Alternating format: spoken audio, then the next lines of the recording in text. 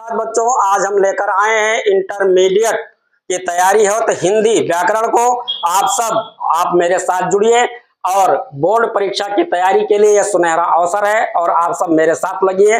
बच्चों, जैसा आप जानते हैं कि एकांत में जो चीज पढ़ी और लिखी जाती है वो हमेशा स्मरण रहती है और आप सब बोर्ड परीक्षा में अधिक से अधिक अंक पाएं। इन्हीं शुभ कामनाओं के साथ आज हम बोर्ड परीक्षा की तैयारी हेतु हिंदी को लेकर आए हैं। बच्चों, वह पथ क्या और पथिक कुशलता क्या, जिस पर बिखरे फूल न हो, और नाविक की धैर्य प्रतीक्षा क्या, जब धाराएं प्रतिकूल न हो। तो आइए इन्हीं पंक्तियों के साथ हम लोग शुरू करते हैं। रस, छंद तथा अलंकार। बच्चों, अगले वीडियो में आप सबने पढ़ा है, आज हम चौपाई के बारे में आप सबको बताने जा रहे हैं। जैसा आप जानते हैं, गोस्वामी तुलसीदास जी ने रामायण में दोहा और चौपाई के माध्यम से, छंद के माध्यम से पूरे रामायण की रचना की हुई है। तो उन्हीं चौपाइयों के बारे में आज हम लोग स्मरण कर रहे हैं। बच्चों, जैसा आप जानते हैं कि इसकी परिभाषा है कि चार चरण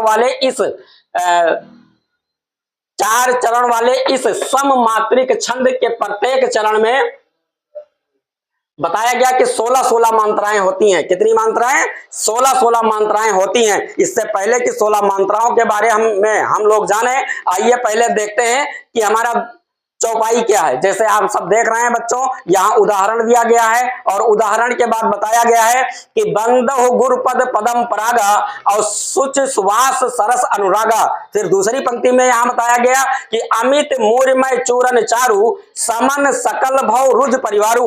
ये रामायण की चौपाई ली गई है। इसमें 4 चरण हैं। जैसा कि आप सब जानते हैं कि जो पहला चरण होता है, हम लोग इसे पहला चरण मानते हैं। बंदो गुरुपद परंपरागा, ये हमारा पहला चरण हो गया। फिर यहां से सुरुच सुवास सरस अनुरागा, ये हमारा दूसरा चरण हो गया। और अमीय मुरिमय चूरन चारु, ये आपका तीसरा चरण हो गया।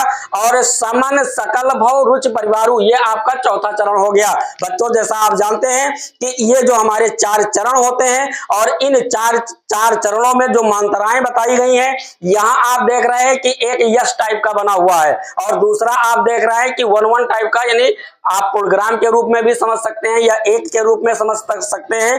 जैसा आपको बताया गया कि यदि यस बना हुआ है तो इसको हम लोग गुर के रूप में जानते हैं। हिंदी व्याकरण में जो स्वर हैं वो 2 प्रकार के होते हैं, एक होता है हास और रस और दूसरा होता है। जैसा आप जानते हैं कि इसमें प्रथम चरण में जो हिंदी व्याकरण के माध्यम से आप लोगों को बताया गया कि यहाँ एक जो स्वर हैं, स्वर 2 प्रकार के होते हैं, एक हास स्वर और दूसरा दीर्घ स्वर। तो जो दीर्घ स्वर है उसको हम लोग बड़ा मानते हैं और जो हास स्वर है उसको हम लोग छोटा मानते हैं। और जो दीर्घ स्वर है उसको हम यस से लिखते हैं और जो छोटा होता है उसको 1-1 से लिखते हैं। तो जब हम इसको गिनते हैं तो इसको हम 2 गिनती में गिनते हैं और जो 1-1 टाइप का बना है इसको हम 1 गिनती में गिनते हैं। तो जैसा बच्चों आपको बताया गया कि 16 मात्राएं होती हैं, यानी प्रत्येक चरण में 16 मात्राएं होती हैं। और चरण के अंत में जगणक, जिसको फर्स्ट या यस आई के रूप में हम लोग पढ़ सकते हैं, या यूं कह लिया जाए कि ISI के रूप में पढ़ते हैं, या लग और गुर के रूप में पढ़ते हैं, अथवा तगड़ जो SS और I के रूप में हम लोग पढ़ते हैं, नहीं होता है। प्रथम तथा तृतीय चरण में तुक सामान होते हैं। तो जैसा तुक का बात जब यहां पर आया तो तुक आप समझते हैं क्या होता है। जैसे तुक है कि यहां पर रागा, लास्ट में 2 शब्द बनाए गए, रागा, तो आपके इस पंक्ति में भी रागा आया तो ये तुकात्मक शब्द कहलाते हैं। यानी जो चौपाई के प्रथम पैराग्राफ में लास्ट में जो आपका ये जगह माना जाता है, आप देख रहे हैं कि ये बता रहा है कि इसके लास्ट पंक्ति में आपको तगड़ मिलेगा। क्या मिलेगा? ये इसकी पहचान होती है, तगड़ और जगड़। तो तगड़ में SSI, जैसा कि आप लोग यहां लगा हुआ देख सकते हैं, फिर SSI आप यहां लगा देख सकते हैं। और यहां तुकात्मक शब्दों के बारे में भी बताया गया कि अगर लास्ट में रागा है तो यहां भी रागा है, इसलिए यह पंक्ति बैठ रही है। बंदो गुरुपद पदम परागा और सुरुच सुवास सरस अनुरागा, यानी यह दोनों पंक्तियां बैठ रही हैं। फिर उसी प्रकार यदि हम दूसरे पंक्ति की चर्चा करें तो जैसे इसमें भी लास्ट में आप लोग देखिए चारू लिखा हुआ है और यहाँ S और II, मतलब इसको यहां से मोड़ दिया गया है। आप देख रहे हैं कि इसमें भी लास्ट में क्या है, तगड़ आया हुआ है और जगण आया हुआ है। फिर आप देख रहे हैं समन सकल भव रुज परिवारु, यहां भी आप लोग देख रहे हैं कि तगड़ और जगड़ का समावेश किया गया है। अब इन पंक्तियों पर एक नजर डालिए कि जैसा आप देखते हैं यहां लिखा है चारू और यहां लिखा है वारू, यानी ये तुकात्मक शब्द हैं और लास्ट में ये भी मिलते हैं। तो आप देखते हैं कि यदि हम इनकी काउंटिंग कर ले ऐसे, मैंने पहले बताया आपको कि अगर यस टाइप का बना है तो ये गुरु है और इसको लघु है, इसको हम बड़े के रूप में जानते हैं और इसको दो मानते हैं। जब गिनती गिनते हैं तो इसको हम दो गिनते हैं और जो ये पूर्णविराम टाइप का बना हुआ है इसको हम एक गिनते हैं। तो यदि हम इसकी काउंटिंग कर ले तो आप देख रहे हैं कि 2 और 1 3 1 4 5 6 7 8 9 10 11 12 13 14 15 16। आप देख रहे हैं कि जब हम लोग काउंटिंग करते हैं इसको तो इसमें जो है 16 मात्राएं हमको यहां पर मिल जाती हैं। कितनी मात्राएं? 16 मात्रा। फिर जैसे यदि हम लोग इसका काउंटिंग करें 1 2 3 4 5 6 7 8 9 10 11 12 13 14 15 16, तो यहां पर भी हमको 16 मात्राएं मिल जाती हैं। फिर यदि हम इसको काउंटिंग करें 1 2 3 4 5 6 7 8 9 10 11 12 13 14 15 16, यहां पर भी 16 मात्राएं आपको मिल जाती हैं। 3 3 6 7 8 9 10 11 12 13 14 15 16 मात्राएं यहां पर भी मिल जाती हैं। अब आप बच्चों, जैसा कि यहां परिभाषा में बताया गया कि 4 चरण वाले, और 4 चरण क्या है आप देख रहे हैं, आपको बताया गया कि प्रथम चरण 1, दूसरा चरण 2, तीसरा चरण 3 और चौथा चरण 4। ये आपके 4 चरण हो गए। इस सममात्रिक छंद के प्रत्येक चरण में 16 मात्राएं होती हैं। तो यदि आपको बताया गया कि जो प्रथम चरण हमारा था उस पर हमने काउंटिंग किया तो कितना आया? 16 आया। फिर यदि हम दूसरे चरण की चर्चा करें तो दूसरे चरण में भी हमारा कितना आया? 16 आया। फिर हम तीसरे चरण की चर्चा करें तो इसमें भी हमारा कितना आया? 16 आया। और चौथे चरण की यदि हम लोग चर्चा करें तो इसमें भी हमारा 16 आता है। और ये परिभाषाएं क्या बताती हैं कि 16 मात्राएं होती हैं, यानी प्रत्येक चरण में कितनी मात्राएं? 16। जबकि जब हम लोग दोहा के बारे में पढ़ेंगे तो उसमें 11-11 मात्राएं ही होती हैं। तो ये चौपाई, छंद, सोरठा और दोहा, ये बच्चों इनके अलग अलग रूल हैं, लेकिन आज हम आपको केवल चौपाई के बारे में बता रहे हैं इस चैनल के माध्यम से। आगे आने वाले चैनल में हम पुनः आपको छंद, अलंकार और चौपाई, सोरठा इत्यादि जो शेष चीजें बची हैं उसके बारे में भी हम आपको स्मरण कराएंगे। आप देखिए यहां एक स्पष्टीकरण दिया हुआ है, यह बता रहा है कि इस उदाहरण में 4 चरण हैं, जैसा आपको पहले बताया गया 1 2 3 4।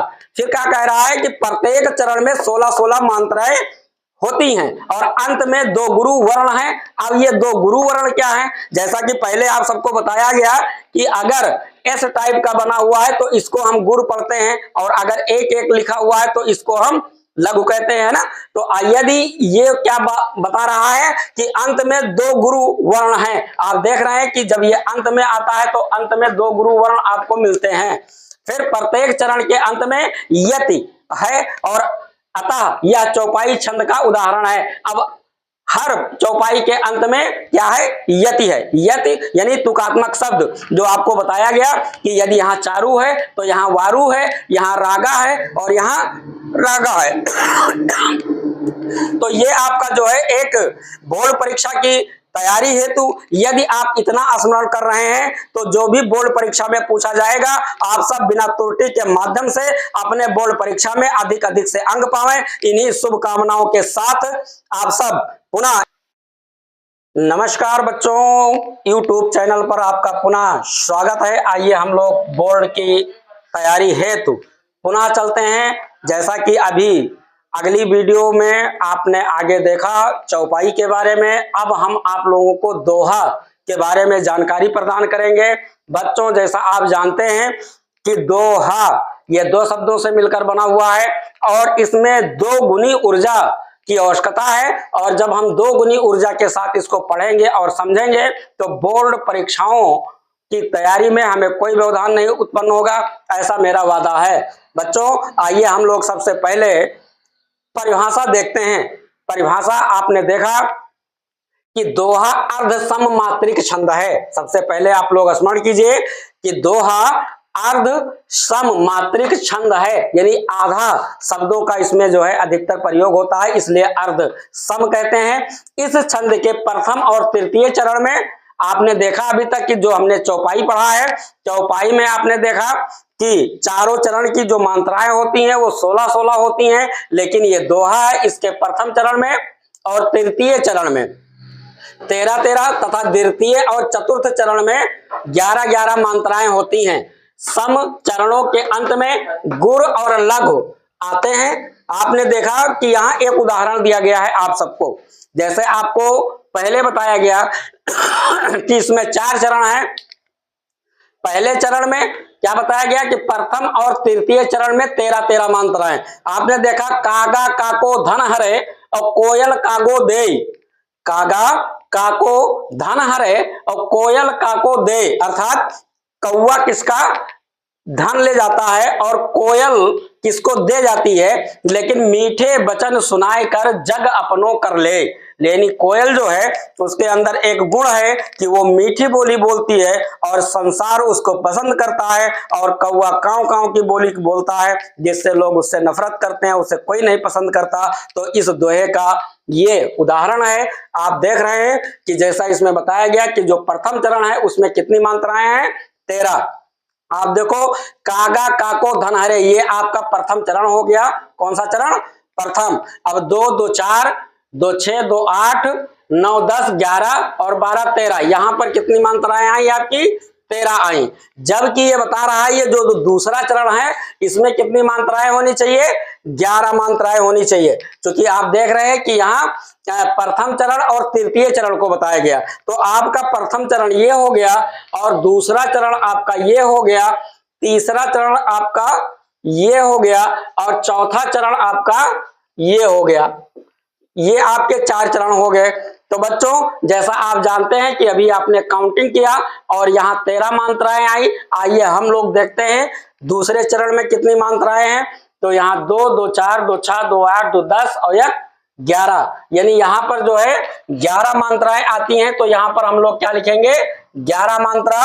और फिर जब हम तीसरे चरण में चलेंगे तो 2 2 4 5 6 7 8 9 10 और 1 11 12 13, यहाँ पर 13 मात्राएं तीसरे चरण में आती हैं, जबकि 1 2 3 4 5 6 7 8 9 10 और 1 11, यहाँ चौथे चरण में 11 मात्राएं आती हैं। तो इसमें हमको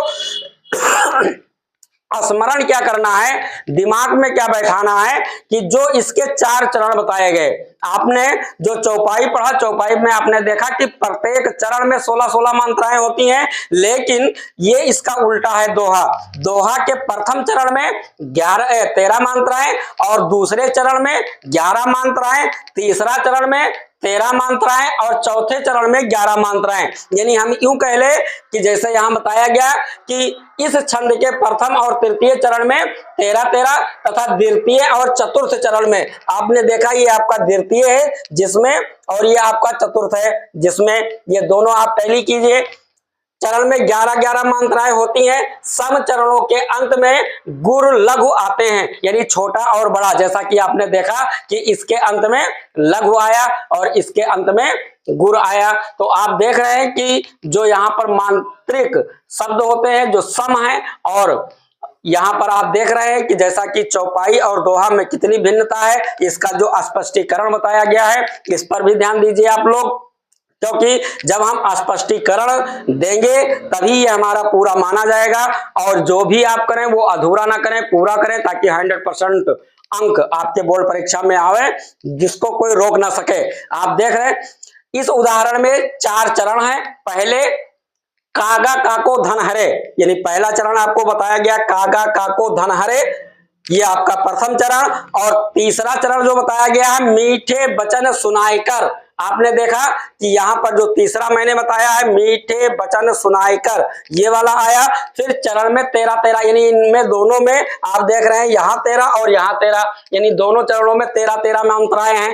तथा दूसरे यानी कोयल काको दे एवं चौथे चरण में जग अपनों कर ले, यानी चरणों में ये 11-11 मात्राएं हैं। जैसा आपने देखा कि 11 मात्राएं आपकी यहाँ आती हैं और 11 मात्राएं आपकी यहाँ आती हैं। फिर सम चरणों के अंत में वर्ण गुरु और लघु हैं, अतः यह दोहा छंद का उदाहरण है। बच्चों एक चीज आपको स्पष्ट रूप से बता देना चाहता हूं कि आप देखिए यहां जो उदाहरण दिया गया और यहां जो स्पष्टीकरण दिया गया, उदाहरण और स्पष्टीकरण देने में बच्चे फंस जाते हैं।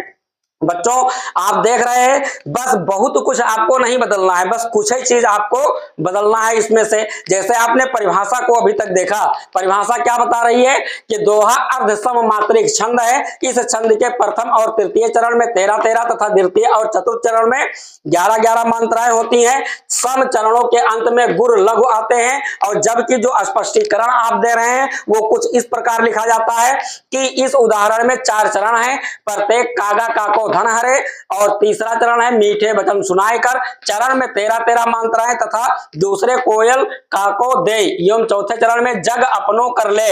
चरणों में 11-11 मात्राएं हैं और सम चरणों के अंत में वर्ण गुरु और लघु हैं। अतः यह दोहा छंद का उदाहरण है। आप देख रहे हैं कि इसमें और इसमें क्या परिवर्तन किया गया है।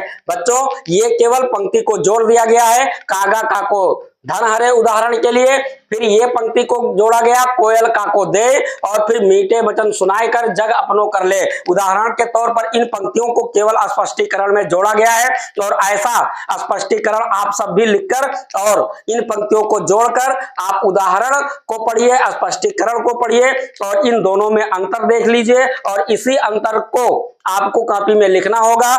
और जब आप ऐसा करेंगे तो आपका 100% अंक आएगा, इसमें कोई दो राय नहीं है। आप सबके जीवन में ढेर सारा अंक लेकर इस बोर्ड परीक्षा में आ पाएं। बहुत बहुत धन्यवाद आपको। आने वाले अगले वीडियो में हम पुनः आप सबसे मिलेंगे। चैनल को लाइक करें, सब्सक्राइब करें और दोस्तों को शेयर करें। बहुत बहुत धन्यवाद।